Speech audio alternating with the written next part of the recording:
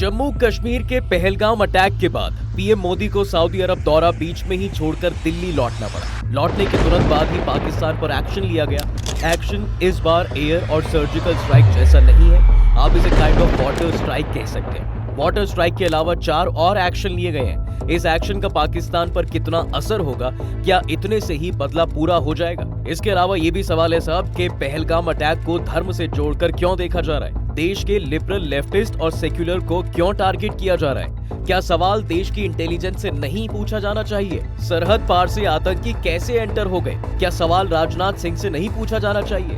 Home minister Amit Shah और PM Modi से नहीं पूछा जाना चाहिए?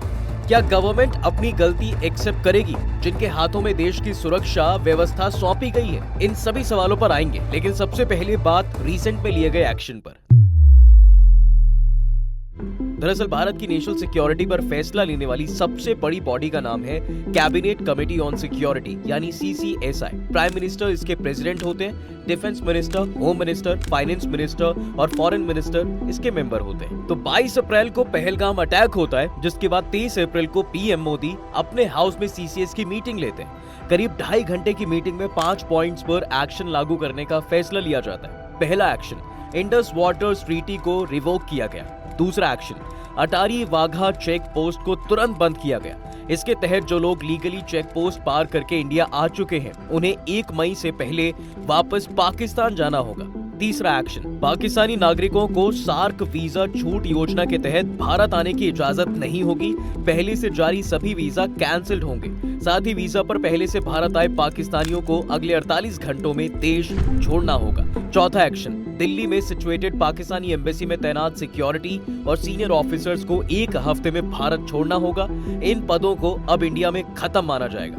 भारत भी अपने सिक्योरिटी एडवाइजर को इस्लामाबाद से वापस बुलाएगा। पांचवा एक्शन, भारत और पाकिस्तान एम्बेसी में सीनियर ऑफिसर की संख्या 55 से घटाकर 30 की जाएगी। ये कटौती 1 मई 2025 से लागू होगी। अब सवाल है साहब कि इंडियन गवर्नमेंट के लिए गए इन 5 बड़े फैसलों से आखिर होगा क्या? इसके जवाब में BHU में UNESCO chair for peace professor Priyankar Upadhyay बताते हैं कि पाकिस्तान की कमजोर सरकार को भारत सरकार ने मैसेज दिया है कि अब हम आतंकवाद को नजरअंदाज नहीं करेंगे और आपको इसे रोकना पड़ेगा। इसके बाद सवाल है कि सिंधु वाटर एग्रीमेंट को रिवोक करने से पाकिस्तान पर कितना बुरा असर होगा? दरअसल पाकिस्तान में खेती की 90% जमीन यानी 4.7 करोड़ एरिया में सिंचाई के लिए पानी सिंधु नदी से ही मिलता है। पाकिस्तान की नेशनल इनकम में एग्रीकल्चर सेक्टर की हिस्सेदारी 23% है और इससे 68% ग्रामीण पाकिस्तानियों की जीविका चलती है। ऐसे में पाकिस्तान में आम लोगों के साथ साथ वहां की बेहाल इकोनॉमी और बदतर हो सकती है। पाकिस्तान के मंगल और तारबेला हाइड्रो पावर डैम को पानी नहीं मिल पाएगा। इससे पाकिस्तान के बिजली उत्पादन में 30% से 50% तक की कमी आ सकती है। साथ ही पाकिस्तान के इंडस्ट्रियल प्रोडक्शन और एम्प्लॉयमेंट पर भी असर पड़ेगा। भारत के पूर्व डिप्लोमेट और retired IFS officer JK Tripathi मानते हैं कि इन 5 एक्शंस में सबसे बड़ा एक्शन सिंधु जल समझौता पर रोक लगाना है। उनके मुताबिक सिंधु वाटर एग्रीमेंट का सीधा असर आम पाकिस्तानियों पर पड़ेगा। इस एग्रीमेंट के तहत पाकिस्तान के पंजाब रीजन में भारत का पानी जाता था, जो अब रुक जाएगा। इससे वहां चीख पुकार मच सकती है। इन सारी चीजों से साफ हो गए साहब कि आगे भी इंडिया चुप नहीं बैठने वाला। पाकिस्तान को इससे भी ज्यादा करारा जवाब मिलेगा। अच्छा, 1 मिनट के लिए मान लीजिए कि आतंकवादियों को जवाब मिल जाएगा, उनके अड्डे को रेस्ताबूद भी कर दिया जाएगा। वाटर स्ट्राइक से पाकिस्तान में पानी के लिए हाहाकार भी बच जाएगा। लेकिन उन बेकसूर टूरिस्टों का क्या? उनके साथ जो गलत हुआ, वो लोग तो ऐसा डिजर्व नहीं करते थे। हमारी कितनी बहनें और माओं ने अपने सुहाग खो दिए। वैसे इस हमले के बाद देश में सेक्युलरिज्म को लेकर सोशल मीडिया पर खूब बातें हो रही हैं। कुछ लोग कह रहे हैं कि तुम सेक्युलरिज्म की बातें करते रहो और वो नाम धर्म पूछकर मारते रहेंगे। वहीं देश की कुछ तथाकथित मीडिया खबर को ऐसे दिखा रही है कि ये मामला आतंकियों ने किया ही नहीं है। इस हमले को हिंदू मुस्लिम का रंग दे रही है, जो कि देश के भाईचारे के लिए बिल्कुल ठीक नहीं है। अंग्रेजों ने भी यही काम किया था। उसने देश के हिंदू मुस्लिम एकता के बीच दरार डालकर 200 साल तक राज किया। वही चीज पाकिस्तान और उनके पाले हुए आतंकवादी कर रहे हैं। क्या ये हमारे सिस्टम का फेलियर नहीं है कि आतंकी उस जगह पर करीब 20 मिनट तक गोली चलाते रहे, लेकिन जवाबी कार्रवाई के लिए वहां हमारा एक भी जवान मौजूद नहीं था? टूरिस्ट प्लेस पर आतंकी कैसे एंटर हो गए? क्या टूरिस्टों की सिक्योरिटी के लिए कोई रोड मैप बना था? सरकार और उनकी IB रॉ की कोई जवाबदेही नहीं बनती। सवाल तो पूछा जाएगा कि साल 2019 में अमित शाह ने संसद में कहा था कि आर्टिकल 370 आतंकवाद की जड़ है और इसे हटाने से जम्मू कश्मीर में आतंकवाद खत्म हो जाएगा, लेकिन क्या उसके बाद से आतंकवाद खत्म हो गया? दरअसल सरकारी डेटा के अनुसार जम्मू कश्मीर में आतंकवाद की घटनाओं में काफी कमी आई है। 2004 से 2014 के बीच इस क्षेत्र में 7217 आतंकी घटनाएं हुई, जबकि 2014 से 2024 के बीच ये संख्या घटकर 2224 रह गई। यानी घटनाएं कम तो हुई हैं, लेकिन फिर भी अमित शाह ने जो आतंकवाद को जड़ से खत्म होने का दावा किया था, उनकी ये बातें बेनकाब हो चुकी है। क्या इंडिया पाकिस्तान के अगेंस्ट कोई बड़ा कदम उठाएगा?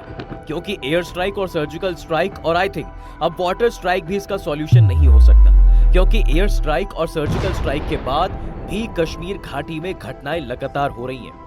वैसे सरकार वाटर स्ट्राइक के बाद क्या करेगी, ये देखना अभी बाकी है।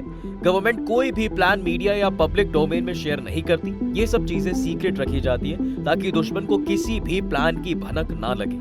फिर भी ब्रिटिश मैगजीन इकोनॉमिस्ट के डिफेंस एडिटर शशांक जोशी के अकॉर्डिंग भारत अगले हफ्ते में पाकिस्तान के खिलाफ कोई बड़ी कार्रवाई कर सकता है। इसके बाद शशांक जोशी से एक एक्स यूजर ने पूछा कि आपके अकॉर्डिंग डेट क्या होगी। इसके जवाब में फिर जोशी ने कहा 60% चांसेस हैं कि मई के लास्ट वीक में, और मैं ये कोई मजाक नहीं कर रहा हूँ। इसके बाद भारत में पाकिस्तान के एक्स एम्बेसडर अब्दुल बासित ने ट्वीट कर लिखा कि मुझे यकीन है कि भारत पाकिस्तान के खिलाफ एक्शन लेने की पूरी कोशिश करेगा, पर मुझे कोई शक नहीं है कि इस बार पाकिस्तान का रिएक्शन बहुत हार्ड होगा। ये तो वक्त बताएगा कि किसका एक्शन रिएक्शन हार्ड होगा और किसका सॉफ्ट होगा।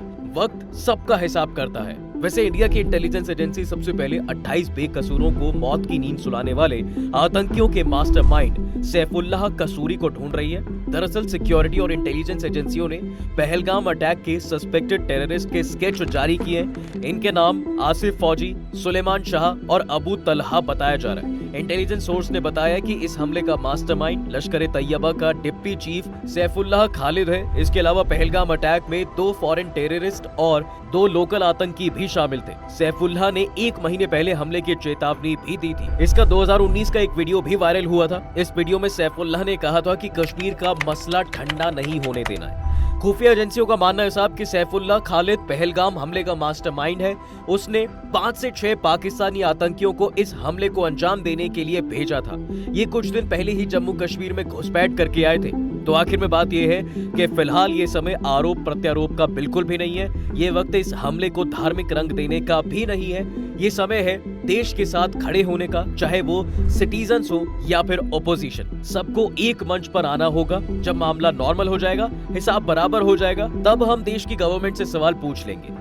हम इसी टॉपिक पर आगे भी इंफॉर्मेटिव वीडियोस लेकर आएंगे। फिलहाल आप कमेंट में पीड़ित परिवारों के लिए अपनी सिंपैथी संवेदना व्यक्त कर सकते हैं। बाकी वीडियो अगर आपको पसंद आई है तो इसे लाइक और शेयर जरूर करें, और जाते जाते चैनल को सब्सक्राइब जरूर करें।